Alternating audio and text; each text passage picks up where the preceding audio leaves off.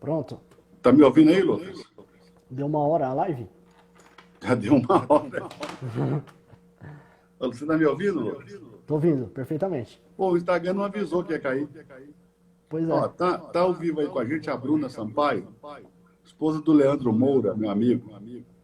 Aí, ó, tá ali. Tá. Ô, Bruna, eu mandei pro celular do Leandro 3 livros para você. Eu mandei esses 2 livros aqui, ó. Eu mandei para você por PDF. Eu mandei esses 2 aqui, ó, do Paper. E mandei também por PDF para você o Evangelho de Deus do Watchmani. Aí, se você ler isso aí, já vai disparar na frente de 99% dos crentes. Pessoal, vai para as caixinhas de mensagem aí e fazer as perguntas de novo. Então, a ideia, ô Lucas, é que Certo. esse gigante, Og, que sobreviveu, se apaixonou em Sara, a mulher de Abraão. E quando Abraão saiu para fazer Aquedá, ele saiu de noite, escondido de Sara, né? Porque Isaac é o filho da promessa de Sara, de Deus para Sara, não é o filho da promessa de Deus para Abraão. Porque para Abraão, Deus falou, vou fazer de você pai de nações. Para Sara, Deus disse, eu te darei um filho. Então, quando Abraão falou em matar esse menino, Sara, obviamente, não concordou de forma alguma. Sem falar que Sara, segundo os judeus, é aquela mesma Iscar. Se você ler Gênesis, no capítulo 11, você vai ver uma mulher chamada Iscar. Verso 29. Tomou Abraão a Naor... Não. Tomaram Abraão e Naor mulheres para si. O nome da mulher de Abraão foi Sarai. O nome da mulher de Naor, Milca, filha de Arã. Tá vendo?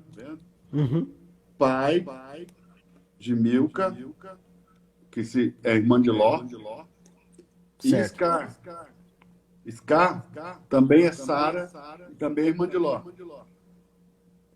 Então, essa Sara, segundo os judeus, ela tinha visões.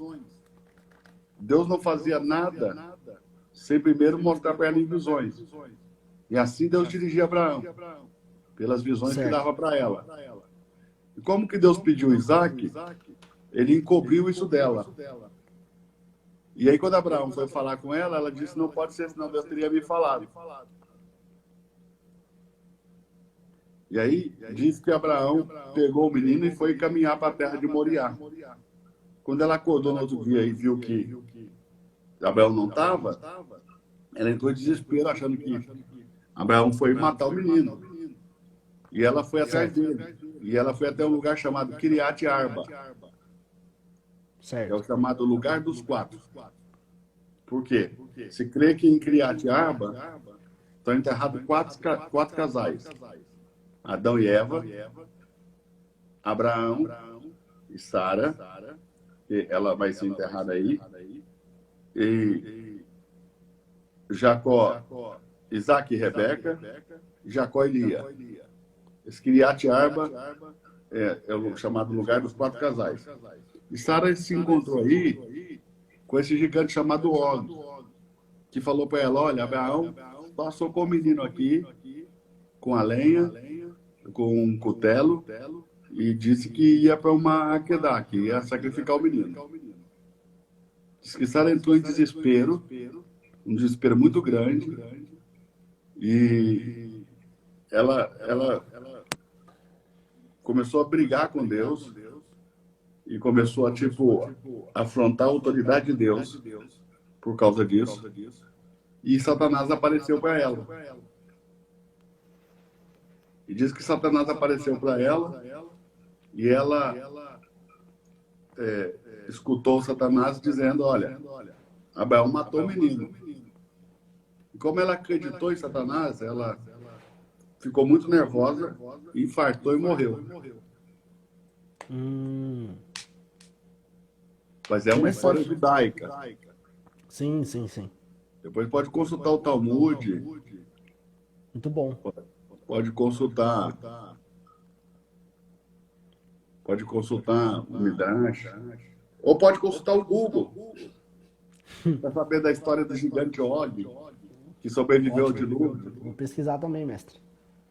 Você sabe que na universidade, pelo menos quando eu trabalhava na faculdade, nós éramos instruídos pelo reitor e pela direção acadêmica da faculdade a não aceitar nenhuma monografia ou nenhum TCC ou qualquer trabalho que a fonte de pesquisa fosse o Wikipédia. Porque o Wikipedia é o seguinte, eu mesmo entro lá e mudo. Você pode entrar e mudar. Então, eles não tinham o Wikipedia como fonte de pesquisa. E para o crente, se está no Wikipedia, é verdade. Wikipedia é terrível, é um perigo. Podemos ter descendência de anjos sem saber? Eu acredito que não. Se o Pember tiver certo, Canaã, Deus mandou matar. Porque as pessoas perguntam também, sempre sem resposta, por que Deus mandou fazer massacres? Uhum. Ok? Sim. É uma pergunta que a gente nunca tem resposta.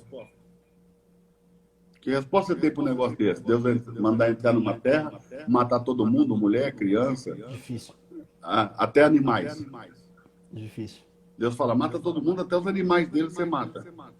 A ideia é porque essas raças estavam contaminadas. Uhum. Né? É essa ideia que traz o Pember. Sim. E que para exterminar essas raças, Deus mandou os filhos de Israel entrar em Canaã e matar os gigantes. Quando eles chegaram na terra de Canaã, Josué e Caleb tinham 40 anos.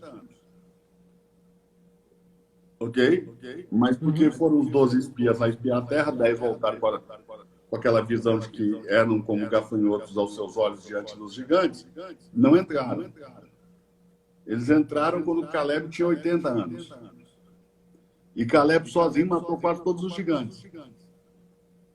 E a ideia é de que Davi matou os últimos. Golias e o irmão de Golias, que é aquele que a Bíblia fala que tem 6 dedos na mão, 6 dedos no pé e dorme numa cama de ferro. Ok? Então eu não acredito que se o Pember estiver certo, não acredito que tenha descendência de anjos hoje, não. E segundo o que o Pember diz também, o intuito do dilúvio foi acabar com a hibridização, né, da raça humana. Acabar, mas aí você vê que depois Josué e Caleb e Davi tiveram que enfrentar gigantes.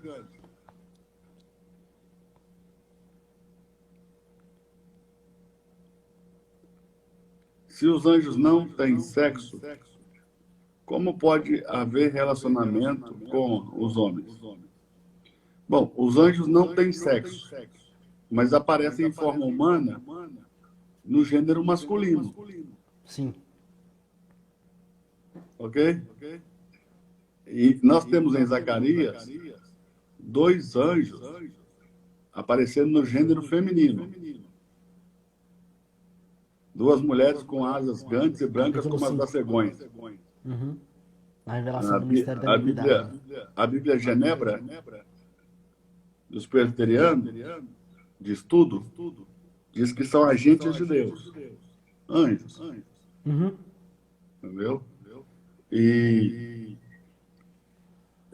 Ô, mestre, posso fazer uma pergunta para o senhor com base nessa pergunta aí?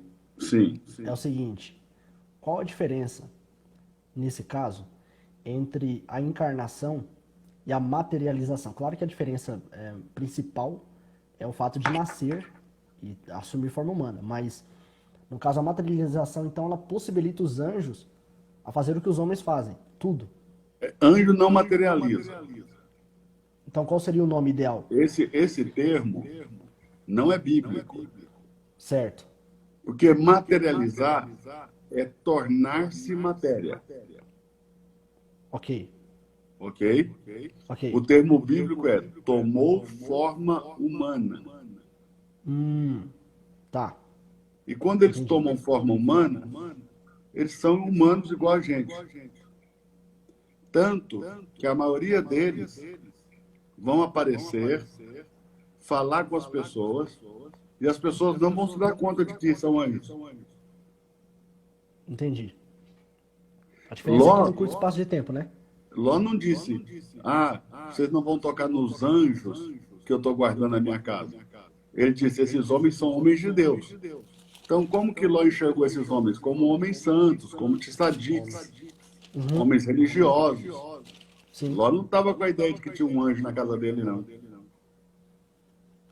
Nós sabemos disso porque estamos lendo agora. Então, no caso dos anjos de Gênesis 6, eles fizeram isso sem a permissão de Deus. Essa é a diferença. Sem a permissão de Deus. Como E por nos isso narra eles primeiro foram livro de Enoque. trancados, segundo o que consta no livro de Enoque, num grande abismo chamado Tártaro, nas regiões baixas da terra. Ok?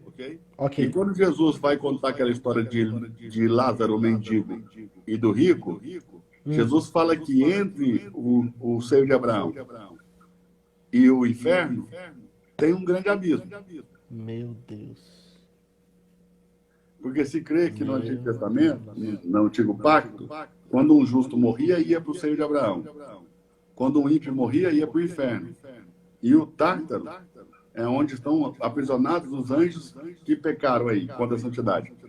O que as pessoas precisam entender que existe uma grande diferença entre pecar contra a santidade de Deus e contra a autoridade de Deus. E é mais grave pecar contra a autoridade de Deus do que contra a santidade de Deus. Mas qual a Quando diferença? você peca contra a santidade de Deus, você é perdoado facilmente.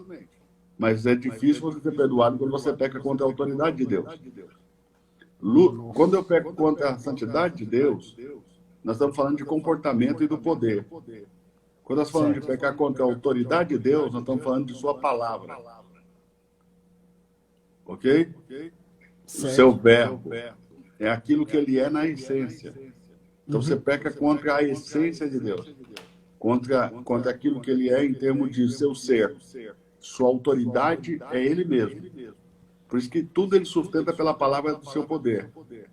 Ou seja, a palavra, o que dá a essa palavra poder? A autoridade. Então, quando eu peco contra a autoridade de Deus, tem um livro do Otmani, deixa eu ver se eu tenho ele aqui. Muito bom. Eu te recomendo que leia, viu, Lucas? Ó. Eu tenho. Autoridade e submissão. Já leu? Não, ainda não li. Eu comprei e eu não cheguei a ler. Devora. Vou ler. Devora esse livro. Ele vai falar a diferença de você pecar contra a autoridade de Deus e de você pecar contra a santidade de Deus. Top. Então, são coisas diferentes.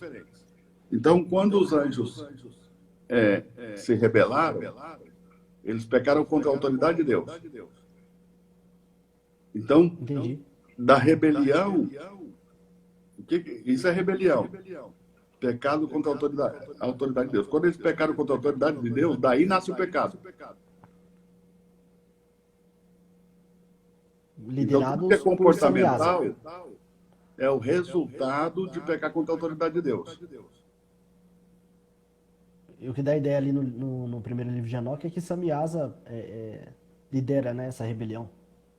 Para pecar contra a autoridade. Mas aí é um pecado de comportamento. Eles já haviam pecados contra a autoridade de Deus. Entende? Já eram caídos. Entendi. Essa ideia que dá no Deus, apócrifo. muito profundo isso. Nós estamos falando aqui do apócrifo de Enoque, tá, gente? Para você que está dormindo aí.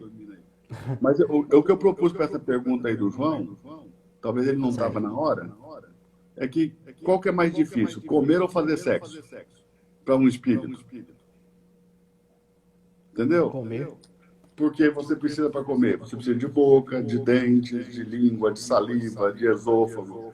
Você precisa de estômago, ácido no seu estômago. Você precisa de bílios, você precisa de intestino reto, intestino delgado, intestino grosso. Você precisa de ânus, você precisa evacuar essa comida. Entende? Então você precisa de mais coisa para comer do que para fazer sexo. Se o anjo conseguiu comer, não me impressionaria muito se ele conseguisse fazer sexo. Também não. Não só conseguir fazer sexo, ele conseguir fazer sexo. Ele está em forma de homem. não me impressionaria se ele tivesse algum tipo de sêmen. A complexidade é maior. Aquele cara lá, o Daniel Mastral, ele fala umas coisas assim, pra mim, fumou maconha, e aí foi ter as experiências dele lá. Eu não acredito doutrinariamente, nem 10% do que ele fala. Certo. Eu entendo que ele está contando uma experiência. Mas se você passa essa experiência pelo crivo da palavra, não passa não. Não passa. Aí ele fala dos súcubos, íncubos, súcubos, que o espírito rouba o sêmen e vai lá e implanta o sêmen no outro. Meu Deus do céu. Os espíritos aí. Mano, vai por mim. É difícil um anjo comer. E eles comeram na casa de Abraão, comeram. Foi. E para onde foi essa comida? Essa não é uma pergunta boa? Não, ótima. Tá tudo aqui, mestre. Tô com o meu marca-texto. Pastor, como funciona o clube? A Escola do Reino Club, o link está aí na minha bio. É uma plataforma onde eu coloco aulas gravadas. Tem lá mais de 130 horas de gravação, de aulas, de todos os tipos de assuntos que você puder imaginar. Toda sexta-feira, eu ponho uma aula inédita, ok? E dia 18 de abril agora, eu vou começar uma série de aulas lá no clube, somente para quem é aluno do clube. Eu vou ensinar o livro do Apocalipse, capítulo por capítulo, os 22 capítulos, em duas etapas. Os primeiros 11 capítulos, e na outra etapa, o segundo 11 capítulos. O primeiro 11 capítulos vai da ascensão de Cristo ao início da grande tribulação, que é um momento depois do que nós estamos vivendo. Nós estamos vivendo o princípio das dores. Nós estamos vivendo Mateus 24, do verso 1 ao verso 14. E a grande tribulação vem logo depois disso. E depois eu vou falar da tribulação até o novo céu e nova terra. Vou falar daquilo que foi visto por João. Vou falar do mistério dos 7 candeeiros, do mistério do Filho do Homem, do mistério das 7 estrelas. Ok? Vou falar também sobre as 7 igrejas. Aí é aquilo que é. Porque nós temos aquilo que foi visto, nós temos aquilo que foi visto, nós podemos chamar aquilo que era. Okay? Então nós temos as coisas que são. As coisas que são, nós podemos chamar das coisas que é. Então nós temos as coisas que vistes, ok? Então essas coisas são que era, as coisas que são, as coisas que é, e aí nós vamos estudar sobre as 7 igrejas.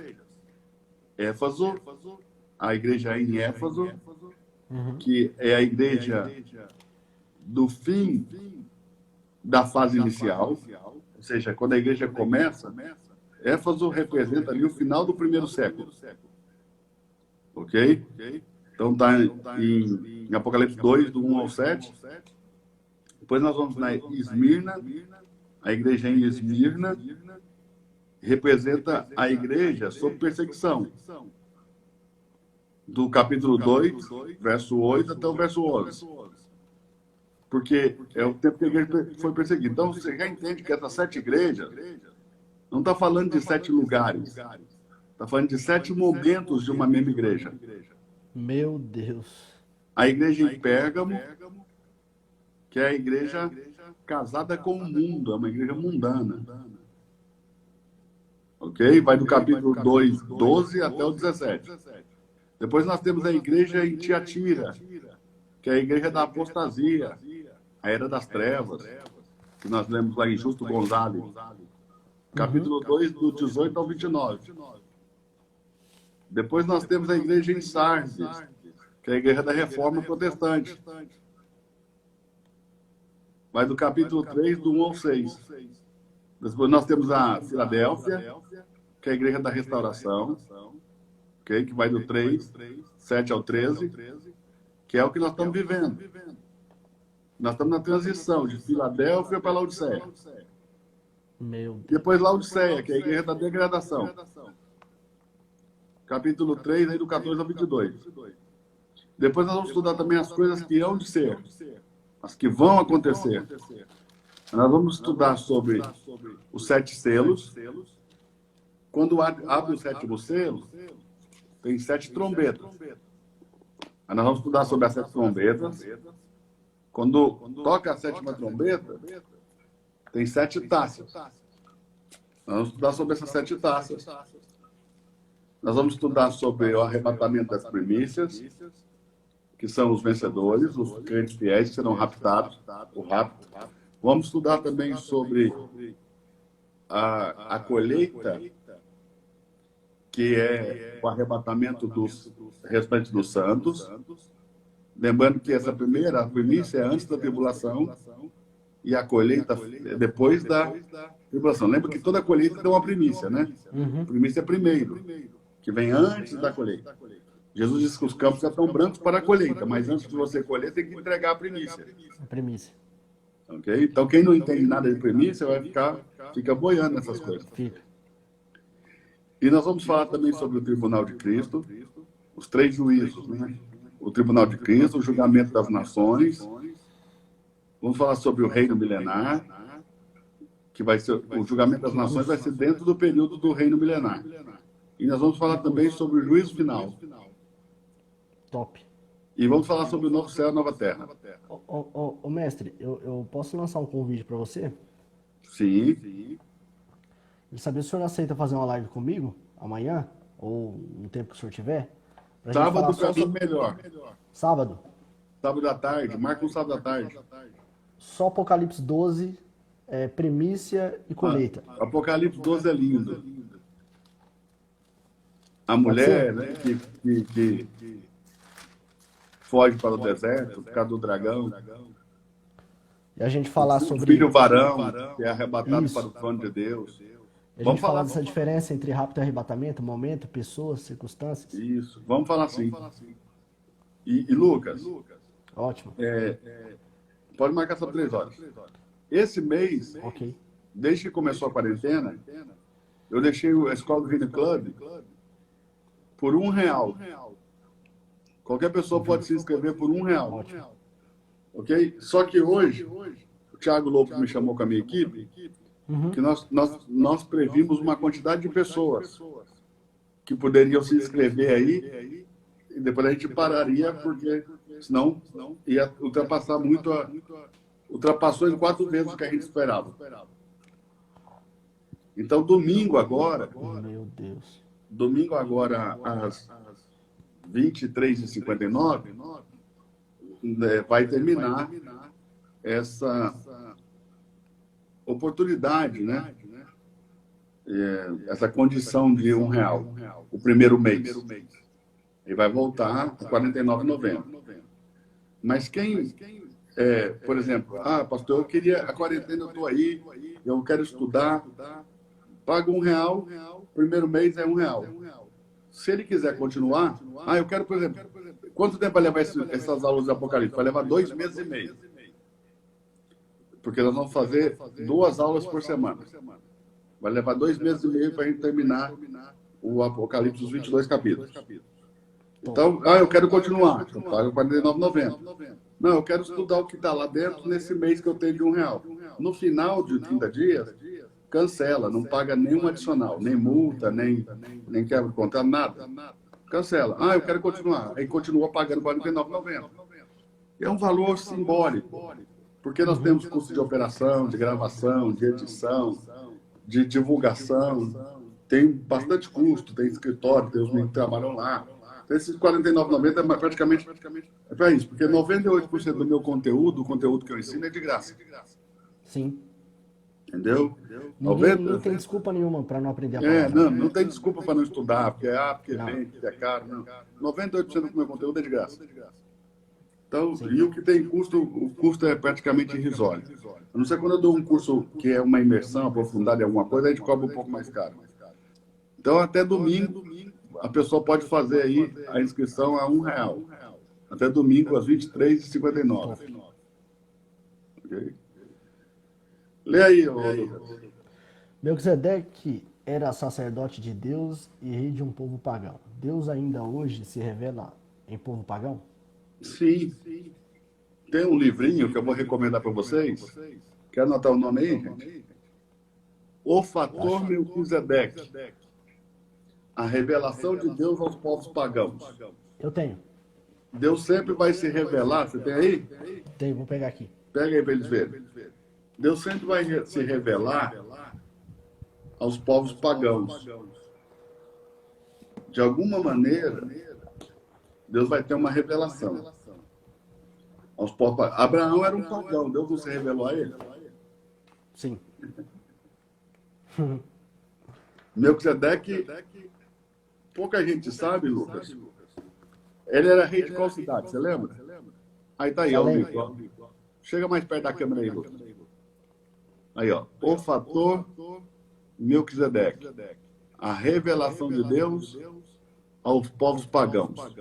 Isso aí é um livro que fala sobre missão transcultural. Topíssimo. Muito top. Eu recomendo. Pode chamar o Sebo Teixeira aí. Vai no Instagram do meu amigo Sebo Teixeira, pede ele um livro que você quiser que ele acha para você. Aí, ô Lucas, esse Melquisedeque, pouca gente lembra, ele era rei de Salém. Uhum. Salém é a capital dos Jebuseus, A futura Jerusalém. a futura Jerusalém. E os Jebuseus, não sei se você sabe, de todos os povos que foram expulsos de Canaã, os Jebuseus foram os que permaneceram. Por causa desse encontro de Abraão com Melquisedeque. Meu Deus. E os Jebuseus tinham uma boa relação aí, política, com Israel, porque eles entendiam que Abraão tinha abençoado Melquisedeque e Melquisedeque tinha abençoado Abraão. Então eles acreditavam que eles tinham que dever uma gratidão a Abraão. Por isso que quando Davi chega na ilha de Araúna, o rei de Araúna é rei de quem? Dos Jebuseus. Quando Davi vai oferecer o sacrifício, o que ele faz? Ele não quer vender, ele fala, não, pega a terra de graça, pega o gado de graça, pega tudo. Gratidão que ele tem. Nossa. Muito bom. Fortíssimo. E tem Adonirão Zedeque, Adonicão Zedeque, supostamente tem uma grande chance deles serem irmãos de sangue de Melquisedeque. Melquisedeque, a sua genealogia foi escondida na Bíblia para que ele pudesse ser um tipo de Cristo, mas ele não é filho de chocadeira, não.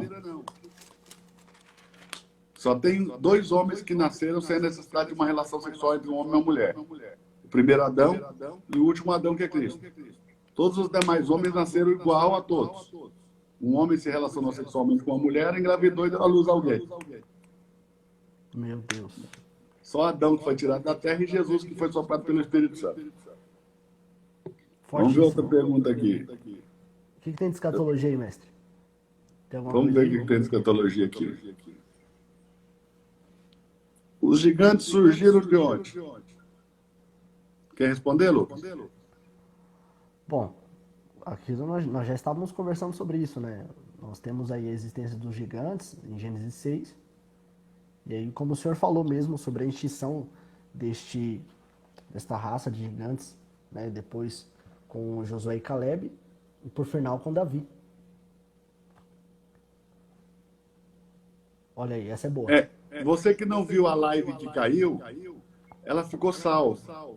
Depois você volta lá e assiste, nós falamos bastante dos gigantes. Foi. Aí, Lucas, arrebatamento.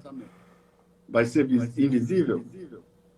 Bom, arrebatamento, na verdade, nós temos que diferenciar primeiro. A diferença entre rapto e arrebatamento. Vai explicando aí, Lucas, que eu só vou pegar aqui um gelo. O rapto, ele é secreto. O arrebatamento é público. Né? Nós temos que fazer essa diferença dentro das Escrituras. Nós estávamos conversando agora há pouco, que é um assunto que nós vamos tratar até numa live no sábado, a diferença entre rapto e o arrebatamento. Porque nós temos uma cultura bíblica, um ensinamento bíblico, acerca da primícia e da colheita geral. Ou seja, o rapto ele é antes da tribulação, ele representa a primícia de Deus, enquanto o arrebatamento ele é público. O que é o rapto, Lucas? O rapto, ele é um arrebatamento. Sim, o rapto é um arrebatamento. A gente só utiliza a variação da palavra para... Por que ele é chamado rapto? Por causa da forma repentina que ele vai acontecer. Então, a palavra rapto vem de repentino. Repentino. Vai ser tomado de súbito. Que De mostra repente. o seu aspecto secreto, né? É isso. Isso é quando Jesus diz: eu venho como um ladrão a hora que ninguém espera. O outro arrebatamento não vai ser de súbito e nem inesperado. Que raciocínio? Os mortos têm que ressuscitar primeiro. Sim. Entende? Então, quando os mortos ressuscitarem, eu já vou saber que o arrebatamento vai acontecer em seguida. Entendeu? Os mortos vão ter que ressuscitar, vão ter que andar pela cidade. Não, e a Bíblia mostra ele vindo com voz de arcanjo, grande alarido, trombeta de Deus, e não tem nada de secreto nisso. Diz que ele vai vir sobre a nuvem com poder e grande glória, e que todo olho verá. Sim. Então, Eu acho que as pessoas não entendem o rapto. Não tem segredo. Sim. As pessoas não entendem o rapto porque não entendem a ascensão e a primeira palavra escatológica dos anjos, né? Mas eu acho que nem vale a pena você deixa essa passada. Senão você entrega com eles muito fácil. A gente tem que começar a fazer esse povo ler, viu, Lucas? Senão eles pensam que é o fast food do McDonald's. É rápido, perguntou, recebeu. Eu tenho buscado responder deixando no ar, propositalmente, porque às vezes o cara pensa, o pastor não responde, não sabe. Uhum. Porque a inocência de alguns é grande. Uhum. Mas não dá para ficar ensinando tudo também, toda hora. Não, assim, tem uns que são muito inocentes, eles acham até que eu não dou conta de responder. Mas eu busco, quem me conhece um pouquinho, o Lucas já me conhece um pouquinho, eu busco entrar na dimensão que a pessoa vive. Então, quando você está numa dimensão muito aquém, eu fico aí com você. Até eu espero o seu momento. Uhum. Eu não costumo forçar a pessoa a crescer antes da hora, não. Isso não é legal. Mas em Apocalipse, no capítulo 14, abre aí, Lucas. Vamos dar uma colher de chá para ele.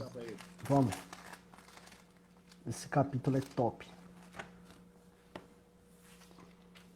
Do verso 1 ao 5, vai falar sobre as primícias.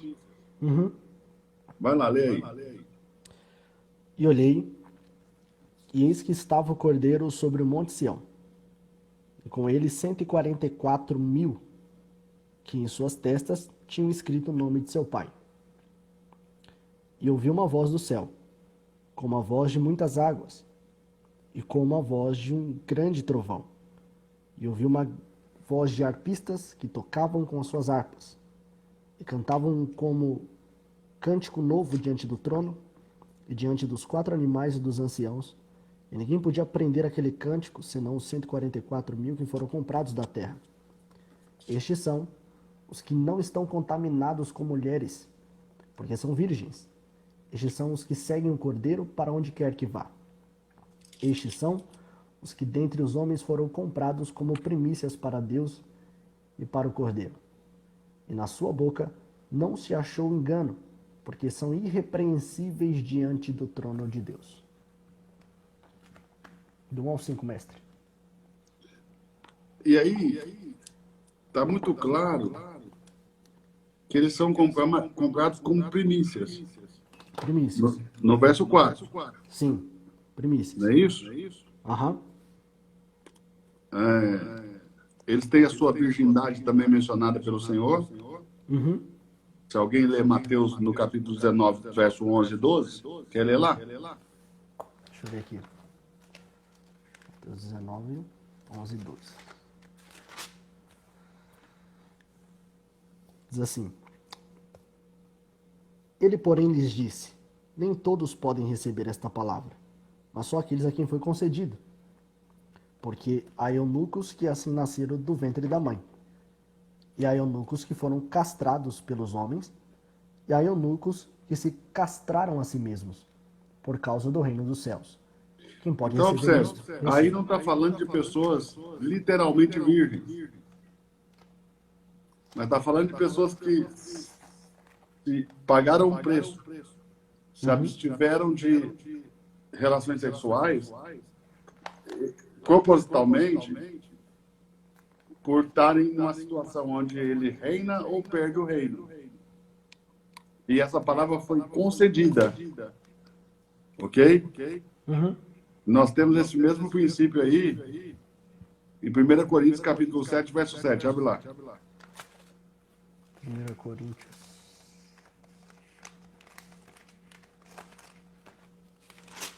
7,7 diz assim: Porque quereria que todos os homens fossem como eu mesmo, mas cada um tem de Deus o seu próprio dom. Viu? De uma Paulo é um maneira, eunuco e outro de desse. outra. Olha o verso 37. Todavia, o que está firme em seu coração, não tendo necessidade, mas com poder sobre a sua própria vontade, se resolveu no seu coração guardar a sua virgem. Faz bem.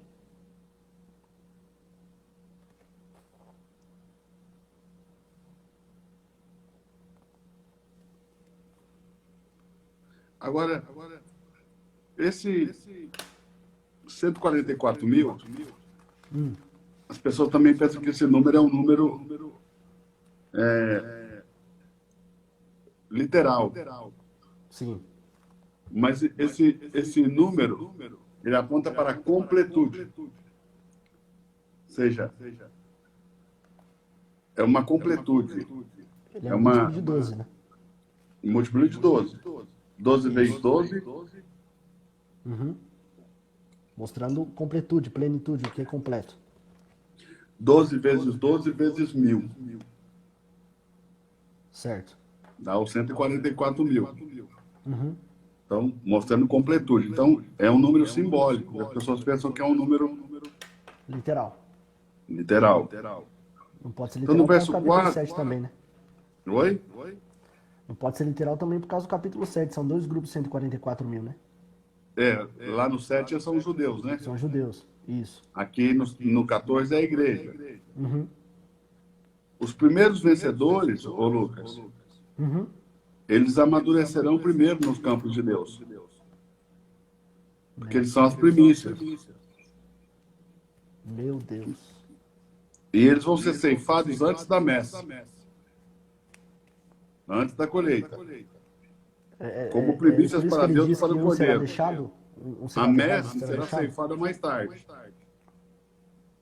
Isso significa que os vencedores são as primícias. Então, aí no verso 4, está claro que são primícias compradas para Deus, amém? Aham. Sim.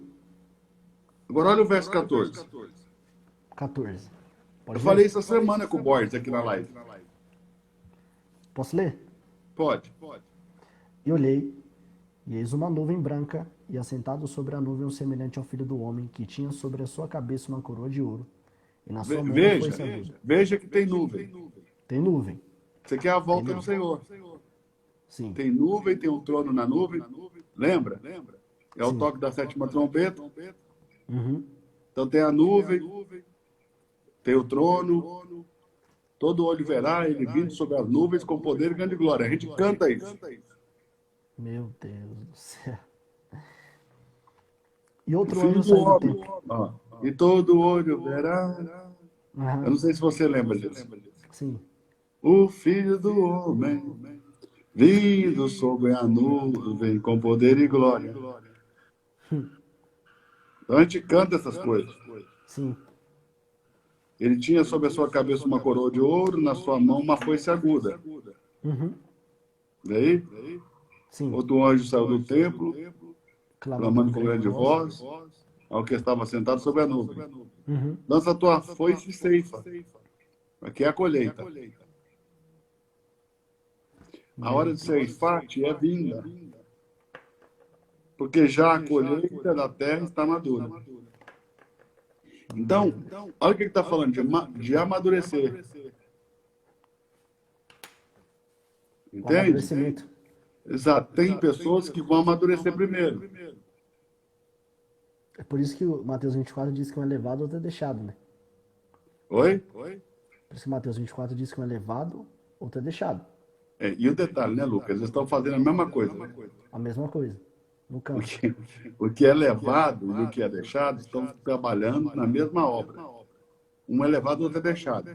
O que mostra que o resultado para Jesus não é o mais importante. O mais importante é o coração com que você faz a obra. Quais são as suas verdadeiras intenções quando você faz algo para Deus? Meu Deus. Lembre disso que lá em Éfeso, né, ele começa dizendo, conheço as tuas obras. A palavra grega é eido. Conheço tão profundamente as tuas obras que sei qual é a intenção do teu coração quando tu as fazes. Forte. Os vencedores reinarão com Cristo durante esse tempo. Onde ficarão os salvos? No mesmo lugar. Ué. Tem que lembrar que os salvos, nos 1000 anos, já vão ser todos vencedores.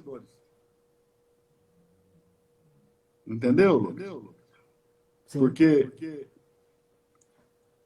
os que não foram vencedores e não amadureceram para serem primícias tomadas antes do início da tribulação, vão ficar na tribulação.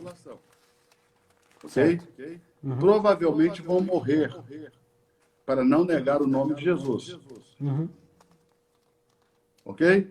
E os que ficarem vão ser disciplinados no tribunal de Cristo, ou seja, aqueles que negarem e que não construíram coisas boas, as obras foram feno, palha e madeira, no tribunal de Cristo, as suas obras vão ser provadas pelo fogo. E essas obras serão queimadas. Todavia, o indivíduo vai ser salvo como que através do fogo. Sim.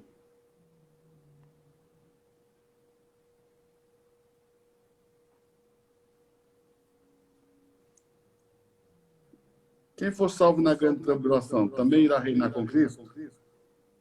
Não, salvo. Você não vai reinar com Cristo porque foi salvo. Salvação é um presente. Vamos começar por aí. E o reinar com Cristo é uma recompensa. Ninguém vai receber uma recompensa porque aceitou um presente. Para você ter uma recompensa, você tem que fazer por merecer. Então, quem é que vai reinar com Cristo da grande tribulação? Os chamados vencedores tardios. São os que não negarem a Jesus e não amarem a sua vida até a morte, antes entregá-la por amor de Cristo. Esses vão reinar. O pastor Ronaldo Góes falou uma coisa essa semana comigo, eu achei muito interessante, faz muito sentido. Ele disse, pastor Eduardo, a tribulação vai produzir mais vencedores do que todas as outras eras da igreja. Nossa. Forte. Também acho. Porque agora depende muito de caráter. De um caráter irrepreensível. De intenções corretas. Das motivações certas. E aí, amigo, cai todo mundo quase. A grande tribulação é um momento de posicionamento, né? Dificilmente você vai falar que você fez a obra 100% do tempo, com 100% da motivação correta. Sim. Eu não dou conta de falar isso. Sim, sim. Quer dizer, se eu depender disso, eu já estou lascado. Por quê? Porque, olhe bem, tem vezes que você tem que ir pregar porque você precisa do dinheiro para manter o ministério. Entendeu? Essa não é a minha intenção, não é a mesma de Cristo. Ainda que a minha intenção seja nobre, não é a mesma de Cristo. Isso é perigosíssimo, né? Assim, no Oh, sentido de que o ministro tem que tomar muito eu acho cuidado, que um né? dos maiores erros que nós cometemos no ministério, no ministério, um dos maiores, é criar estruturas que custam tão caro que, em vez da gente viver para Deus, a gente vive para sustentá-las. Nossa, Guarda verdade. isso aí, porque foi um erro que eu cometi no ministério e que eu Uhum. acredito que 80% ou mais dos ministros também já cometeram em algum momento da sua vida ministerial. Sim, Cara, que depois a gente vai arrumar. Com Deus vai dar tudo certo sempre. sim, sim, Mas o claro. preço e o caminho e a dor talvez pode ser evitado. Verdade, verdade. Vai lá, Lucas, leia. Os da segunda colheita também vão reinar no milênio? Se não tiverem negado a Jesus, O senhor acabou de não explicar, né? tiverem amado a sua vida até a morte, Apocalipse 20, versículo 4, fala sobre isso claramente. pode ler lá. E vi tronos, e assentaram-se sobre eles, e foi-lhes dado o poder de julgar. E vi as almas daqueles que foram degolados pelo testemunho de Jesus e pela palavra de Deus, e que não adoraram a besta, nem a sua imagem, e não receberam o sinal em suas testas nem nas suas mãos, e viveram e reinaram com Cristo durante 1000 anos. E aí tem um contraponto legal, né? Porque os que têm a marca da besta, tem na testa também. Sim, E os que têm o nome do Senhor, o nome do Pai, também tem na testa. Vê como é que essa besta quer ser Deus? a imitação da Trindade. Falsa Trindade, né? Vai lá, Lucas, leia. Pastor, já ouviu uma teoria que José do Egito ressuscitou quando Cristo ressuscita na Páscoa? O que acha? Teoria e especulação.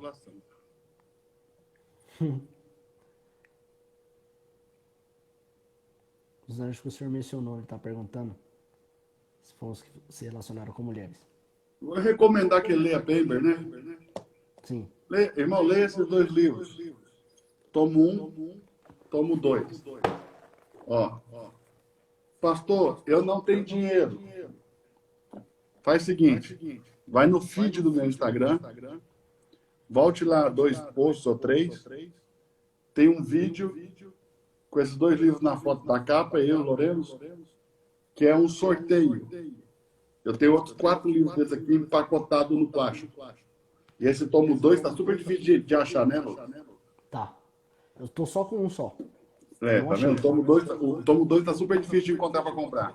Tá muito difícil. Vai lá, lê o descritivo que está no vídeo, marca as pessoas lá como pede, que domingo eu vou fazer uma live e vou sortear ao vivo 4 livros desses. Se você ganhar, eu posso mandar para sua Não casa. pode perder isso, não. Vamos lá para mais perguntas aí. Você quer acrescentar mais alguma coisa sobre a colheita do isso? Eu acho também, Lucas, que você podia ler para eles do verso 16 ao 20 aí do 14.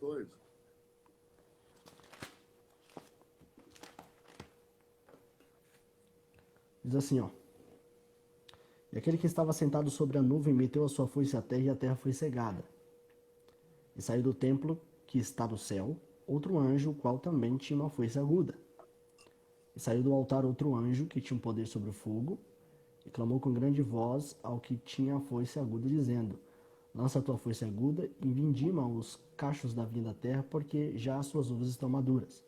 E o anjo lançou a sua foice à terra e vindimou as uvas da vinha da terra, e atirou-as no grande lagar da ira de Deus.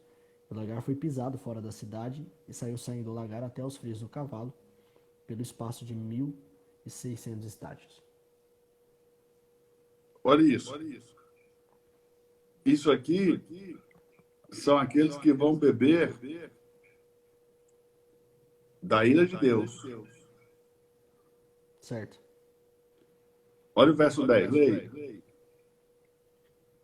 Também este beberá do vinho da ira de Deus, que se deitou, não misturado, no cálice da sua ira, e será atormentado com fogo e enxofre diante dos santos Vê aí, uva e uva. Sim. Ok? Vinho e vinho.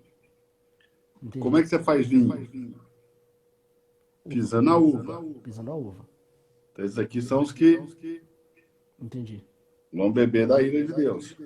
Entendi. É diferente, não pode Por que que confundir. nós cremos que do capítulo 14, verso 1 ao 5, Hum, a primícia é antes da tribulação? Porque do verso 6 ao 13 vai falar da tribulação. A primícia é levada, então vem a grande tribulação. 1260 dias. E depois vem a colheita. entendi. O final da tribulação, entendi. No final da tribulação. Não é difícil de entender, não. É porque os crentes têm que assumir que eles nunca leram Bíblia. Tem ou não tem? Tem. Quem leu, assim entendeu. É É que simples. crente não tem costume de ler Bíblia. O que eles fazem? Eles escutam mensagem. Essa aí é boa, hein? Pode falar, Lucas. Fala um pouco sobre Apocalipse 3:20. Se estou à porta e bato, se alguém ouvir a minha voz e abrir a porta, entrarei até ele, e com ele cearei ele comigo. Quer fazer um comentário? Não, deixa pro senhor essa aí. O senhor vai dar no curso, né? O senhor vai falar sobre a... Eu vou falar. No curso, Lucas, eu vou falar sobre todo o Apocalipse. Tá imperdível. Todo, sabe o que é todo? Vou falar dele todo. Imperdível. Os 22 capítulos, mas eu vou dividir ele em duas partes. O primeiro 11 e o segundo 11.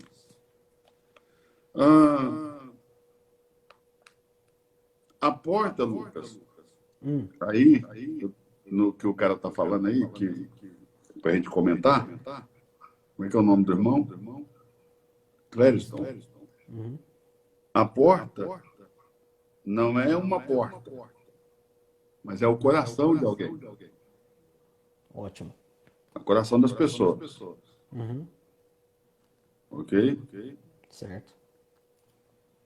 E não é só a porta do coração de uma pessoa, de qualquer pessoa, mas é a porta do coração daqueles que são igreja. Forte. Não é pecador, não é um ímpio aqui. Não. Tanto que no verso 21, ele está dizendo que vai sentar no trono. No trono dele, porque ele sentou no trono do Pai. Quer dizer, são vencedores. Entendi. Não são só igrejas, são igrejas vencedoras. E o Senhor é o cabeça dessa igreja. Ok? Mas ele está do lado de fora, porque essa igreja é Laodiceia. Lembra que eu falei que Laodiceia é? Igreja em degradação, né? É a igreja em degradação. Entendi. Então, na igreja que é degradada, a cabeça está fora. Porque se o corpo obedece à cabeça, ela não está degradada. Vixe. Meu pai do céu. Pelo amor de Deus. Ok? A porta é a igreja, mas ela é aberta pelos crentes individualmente. É a igreja de Laodiceia, que tem conhecimento, guarde isso, Lucas, tem muito conhecimento, mas não tem vida de Deus. Então, o que é a igreja de Laodiceia? É a igreja das pessoas que resolveram comer da árvore do conhecimento do bem e do mal, ao invés de comer da árvore da vida. É a igreja que mais representa o primeiro Adão. Porque o Adão já esteve, nós já estivemos nessa posição de escolher entre o conhecimento e a vida. Ok? E nós escolhemos o conhecimento. O que essa igreja degradada é? É uma igreja cheia de conhecimento e sem vida. Muito forte. Ela é cheia de conhecimento, Análise top. Top. mas ela não tem vida de Deus. Ok? Mas como Deus vai lidar com toda a igreja para fazer um tratamento nela? Batendo no coração individualmente de cada um. Porque o tratar de Deus é individual. Meu Deus. Entendeu? O tratar de Deus ele é objetivo, ok? Mas a aceitação dos crentes a esse tratamento é subjetiva. É subjetivo. Ótimo. Vamos pegar mais? Bora. Estou em Londres. Eu consigo me inscrever no curso do Reino? Sim, é só ir no link que está na minha bio e clicar em Escola do Reino Club. Escola do Reino Club.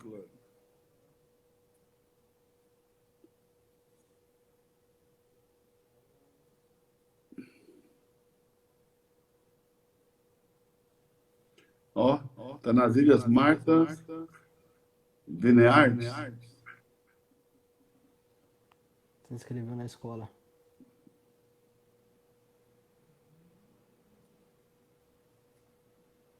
Vai aí, Lucas. Você que está mergulhado na escatologia.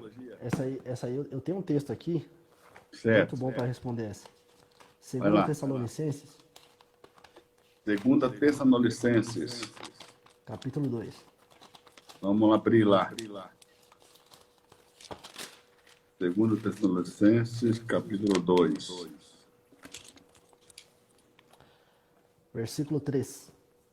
Versículo 3. Isso. Sim. Está escrito assim: ninguém de maneira alguma vos engane. A igreja de Tessalônica estava sendo enganada por falsos mestres acerca da vinda de Cristo, como se já tivesse acontecido. Então ele diz: ninguém de maneira alguma vos engane, porque não será assim sem antes que venha a apostasia e se manifeste o homem do pecado, o filho da perdição. O mestre, por uma crítica textual, eu pude entender que esse termo apostasia não tem a conotação lexical da palavra, no grego, não tem a conotação de uma palavra que denote afastamento de Deus, como sugere algumas traduções. Okay? Tanto é que a Almeida Corrigida Fiel não traduz, ela sugere a palavra do jeito que ela está no grego. Porque o segundo significado lexical da palavra apostasia aí é partida, e partida física, é o deslocamento físico de um lugar para outro. Então penso eu que essa apostasia, na verdade, é a partida, até porque Jerônimo, no século IV, ele traduziu na Vulgata Latina por partida a palavra apostasia aí. Ele estava bem mais próximo do conceito dos termos gregos do Novo Testamento, bem mais próximo que nós, está no século IV. Certo. Então acredito eu que a apostasia aí é a partida dos vencedores, ok? Então primeiro vai vir a partida, eu procuro traduzir esse texto assim: não será assim sem antes que venha a partida e se manifeste o homem do pecado, filho da perdição. Ou seja, os vencedores O não homem da vão iniquidade, conhecer. né? Isso. Os vencedores não vão conhecer a manifestação do anticristo, porque a partida deles que vai desencadear a sua É que vai deixar que ele venha. Isso. Porque ele é retido por eles. Isso. Que aí vai o que vai nos ensinar o versículo 6 e 7, né? Pode ler. Que diz assim: e agora vós sabeis o que o detém, para que ao seu próprio tempo seja manifestado. Porque já o mistério da injustiça opera, somente há um que agora o retém, até que do meio seja tirado. E aqui eu entendo, mestre, que Paulo ele desenvolve um tema, que quem começou esse tema foi Zacarias por meio da visão. Foi a visão que o senhor citou agora há pouco, sobre as duas mulheres, que seriam anjos ali, agentes de Deus.